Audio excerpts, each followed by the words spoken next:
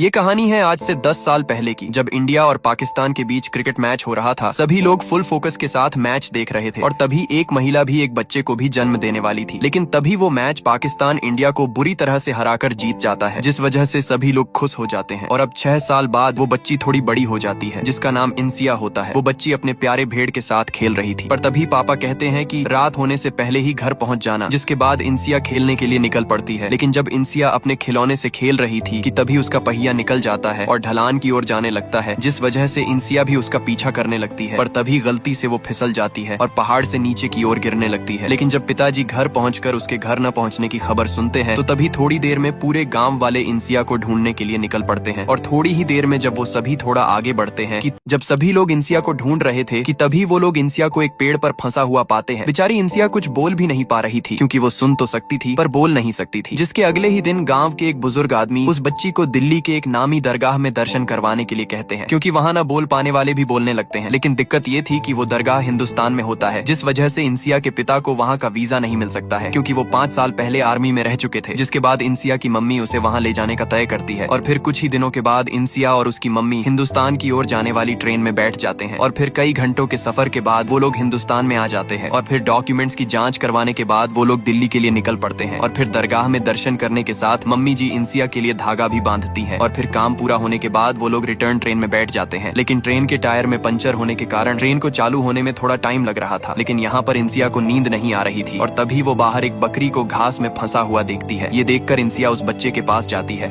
अब इंसिया उस फंसे हुए बकरी के बच्चे के पास जाती है और उसे वहाँ से बाहर निकालकर उसको दिलासा देने लगती है। पर तभी पीछे से ट्रेन अचानक चालू हो जाती है। ये देखकर इंसिया तेजी से भागने लगती है, लेकिन अब कुछ फायदा भी नहीं था, क्योंकि ट्रेन भी काफी तेज हो चुकी थी और इंसिया कुछ बोल भी नहीं सकती थी, वरना वो आवाज करके ट्रेन को रोक भी सकती थी। उसकी मम्मी भी सो रही थी और कुछ ही देर में ट्रेन भी वहाँ से चली जाती है। बेचारी इंसिया बस रो सकती थी, पर तभी वहाँ पर एक माल गाड़ी आती है। ये देखकर इंसिया उस गाड़ी में ही बैठ जाती है। और तभी थोड़ी देर में मम्मी की आंख खुलती है और वो इंसिया को वहाँ पर न पाकर बहुत ज्यादा परेशान हो जाती है। पर अब कुछ भी फायदा नहीं था, क्योंकि ट्रेन अब हिंदुस्तान से पाकिस्तान बॉर्डर को पार कर चुकी थी। और तभी वो मालगाड़ी भी अब दूसरे इंजन से अटैच होकर वापस दूसरे ट्रैक पर जाने लगती है। और यहाँ इंसिया की मम्मी ट्रेन रोककर बॉर्डर पर तैनात सैनिकों से अपनी बच्ची के बारे में बताने लगती है। लेकिन वो लोग रात को कुछ भी नहीं कर सकते थे और वापस बिना वीजा के वो जा भी नहीं सकती थी। और अब अगली सुबह ट्रेन एक स्टेशन पर रुकती है, जहाँ बहुत सारे भक्त एक कार्यक्रम की ओर जा रहे थे। ये देखकर इंसिया भी उनके पीछे जाने लगती है और तभी इंसिया वहाँ पहुँच जाती। अब इंसिया एक जगह पर पहुँचती है, जहाँ पर हनुमान जी का एक बहुत ही बड़ा प्रोग्राम चल रहा था। सभी लोग उस मनोरंजन में बहुत मजे कर रहे थे। और जब प्रोग्राम खत्म होता है, तो तभी वो आदमी जो खाना खाने वाला था कि वो इंसिया को देखता है। और तभी वो बच्ची जल्दी से आकर आदमी का पूरी लस्सी एक बार में पी जाती है। जिसके बाद आदमी बच्ची को भूखा देखकर उसे भर पेट खाना खिलाता है। लेकिन जब उस बच्ची के बारे में आदमी उससे पूछता है, तो वो कुछ जवाब ही नहीं दे रही थी। जिसके बाद जब आदमी वहाँ से जा रहा था कि तभी वो बच्ची उसके पीछे जाने लगती है। आदमी को कुछ भी समझ नहीं आ रहा था। उसे लग रहा था कि वो यहाँ पर खो गई है, जिस वजह से वो उसे एक मंदिर में बैठा देता है और अपने मम्मी पापा का इंतजार करने के लिए कहता है। और जैसे ही आदमी वहाँ से जाता कि तभी बच्ची फिर से उसका पीछा करने लगती है। और इस बार आदमी उसे सीधा पुलिस स्टेशन ले जाता है। लेकिन पुलिस वाले बच्ची को वहाँ पर रखने से साफ मना कर देते हैं और अपनी जानकारी देकर जाने के लिए कहते हैं। जिसके बाद आदमी कौन चाहते हुए भी बच्ची को अपने साथ ले जाना पड़ता है। और तभी आदमी बच्ची को सभी शहरों के नाम बताने लगता है, जिससे पता चल सके कि वो कहाँ की है। पर बच्ची सब शहर को ना कह रही थी। और अब जब आदमी सभी शहरों का नाम बता रहा था, तो बच्ची सभी शहर को ना बोल रही थी। और तभी बस में बैठे सभी लोग अपने अपने शहर के नाम बोलते हैं। और तभी आदमी अपना नाम पवन बताता है। जिसके बाद वो अपनी बैक स्टोरी बताने लगता है। और तभी आदमी बच्ची से उसकी उम्र के हिसाब से उसे मामा बुलाने के लिए कहता है। और फिर बैक स्टोरी शुरू होती है। दरअसल पवन के पिताजी प्रतापगढ़ के पोस्ट मास्टर होते हैं, जिस वजह से वो पवन के अच्छे भविष्य के लिए उसको कुश्ती के साथ पोस्ट मास्टर की भी सीख दिया करते थे। पर पवन भैया तो इसमें ही नहीं, बल्कि 10वीं में भी 10 बार फेल होने का वर्ल्ड रिकॉर्ड बना मारते हैं, जिस वजह से बाबूजी भी पवन से उम्मीद छोड़ चुके थे। लेकिन जब पवन कुमार 11 बार में 10वीं पास होता है, तो बाबूजी सदमे के कारण पहली बार में ही निकल लेते हैं। और अब काम के सिलसिले में पवन भैया सीधा दिल्ली निकल पड़ते हैं। लेकिन तभी बस में कंडक्टर के पास छुट्टा न होने के कारण वो उन लेडी को 5 रुपए देने के लिए कहते हैं। लेडी कहती है कि तुम 5 रुपए रख लो चलेगा। पर हमारे पवन भैया भी पैसे दिए बिना मानने वालों में से नहीं थे। और जब वो 10 का छुट्टा लेने जाते हैं, तो वो लड़की वहाँ से चली जाती है। और तभी उस लड़की का पीछा करते हुए पवन भैया सीधा पहलवानों के घर पहुँच जाते हैं। पवन को आदमी 6 महीनों में खुद का घर लेने की शर्त रखता है। जिसके बाद ये बैकग्राउंड स्टोरी यहीं पर ही खत्म होती है। और अब पवन भैया और इंसिया वापस अपने घर पहुँचते हैं। वो लोग इंसिया का नाम मुन्नी रखते हैं। लेकिन अब रजमा के पापा पवन को साफ साफ बोलते हैं कि तुम्हारे पास बहुत कम वक्त है और ऊपर से ये मुन्नी कब तक हमारे साथ रहेगी। पवन के पास उनके सवालों का कोई भी जवाब नहीं था। लेकिन जब पवन और रजमा कुछ काम से बाजार गए हुए थे कि तभी मुन्नी थोड़ा बहुत खाना खाकर हाथ धोने के चली जाती है। पर तभी मुन्नी को एक खास खुशबू आती है। और जैसे ही ये लोग घर पहुँचते हैं, तो तभी सभी लोग मुन्नी मुन्नी कह के जोर से चिल्लपों तोहफों कर रहे थे। लेकिन जैसे ही वो लोग मुन्नी को ढूंढने बाहर जाते हैं तो तभी वो लोग देखते हैं कि मुन्नी मस्त मजे से चिकन लेग पीस दबोच रही थी। ये देखकर ये लोग समझ जाते हैं कि मुन्नी नॉनवेज खाती है, जिस वजह से वो मुन्नी को चिकन खिलाने के लिए ले जाते हैं। पर तभी मुन्नी अपनी मम्मी की याद में रोने लगती है। ये देखकर रज़्मा मुन्नी की ये कमी पूरी कर देती है, जिसके अगले ही दिन पवन और मुन्नी मंदिर जाते हैं। पर तभी मुन्नी मौका पाकर सीधा मस्जिद के अंदर चली जाती है और जब पवन अंदर जाकर देखता है तो मुन्नी नमाज पढ़ रही होती है, जिससे पवन को पता चल जाता है कि और अब हमारे पवन भैया एड्रेस के हिसाब से एक अखाड़े वाले घर पर पहुंचते हैं। दंगल देखकर पवन भैया आदमी को अच्छे अच्छे टेक्निक्स बताने लगते हैं, जिससे वो आदमी अपने अपोनेंट को चंद पलों में ही चित्त कर देता है। ये देखकर सभी लोग पवन भैया के लिए तालियां मारते हैं। पर तभी वही बस वाली लड़की आती है, क्योंकि उसे लग रहा था कि वो उसका पीछा करते हुए घर तक आ गया है। ये देखकर सभी खिलाड़ी पवन भैया को उठा लेते हैं। पर तभी पवन भैया घर का एड्रेस बताकर फुल वेरिफिकेशन कर लेते हैं। और पवन भैया तो यहाँ पर काम के ही सिलसिले से आए हुए थे, तो आदमी उन्हें अपनी लड़की के स्कूल में कुछ काम दिलवाने का वादा करते हैं, जिस वजह से पवन भैया को एक नौकरी भी मिल जाती है। जिसके बाद हमारे पवन भैया उन लोगों के साथ घुल मिलकर भी रहने लगते हैं। सब कुछ लल्लन टाप चल रहा था। लेकिन तभी एक दिन लड़की को देखने के लिए लड़के वाले आते हैं। लेकिन लड़की तो सिर्फ पवन भैया से ही शादी करना चाहती थी, क्योंकि उसे उसमें पिताजी की परछाई दिखती थी, जिस वजह से आदमी लड़के वालों को 9-2-11 होने के लिए कहता है। लेकिन आदमी की भी एक शर्त होती है कि वो रज़्मा की शादी तभी पवन के साथ करेगा जब वो खुद के पैसों से घर खरीदेगा।